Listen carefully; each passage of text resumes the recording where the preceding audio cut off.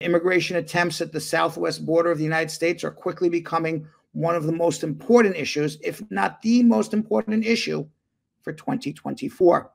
President Biden, following the failure of a compromise immigration reform bill that went further than any Democrats have ever gone before, is now mulling a plan to tighten up the border through executive action. Regardless of what actions take place in the short term, whether by statute or executive action, this is all being done in run-up for the 2024 election. The border crisis is going to be with us well beyond the election of 2024. And there are 4 reasons for this, highlighted in a recent opinion piece published by the Brookings Institute. First, the increase in the number of migrants attempting to enter the United States from various countries all over the world, not just Mexico. There are more people trying to enter the United States from the Mexican border than at any time in the history of the United States. Second, the challenges in hiring and retaining Border Patrol agents due to extensive background checks, physical tests, and competition with other law enforcement agencies. You know, you want to become a police officer, or you want to join the FBI, whatever, or you say, oh, I'm going to join the Border Patrol. To go to the Border Patrol, you got to uproot your family and move to the southern border where, not a lot of big cities, or you can stay where you are and just join the local police force.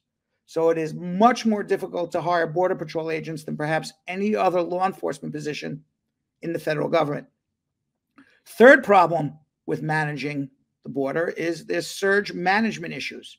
That means you never know on any given day the fluctuations in the numbers of migrants who are going to try to cross the border, and the unpredictability of that surge, kind of like a wave, and it goes down and goes up and goes down. That unpredictability leads to difficulties in figuring out how to staff and what resources to give and where. And finally, the last issue facing whoever the president is the chronic underfunding, the massive backlog of the immigration courts, resulting in years and years and years of delays in people's deportations being heard.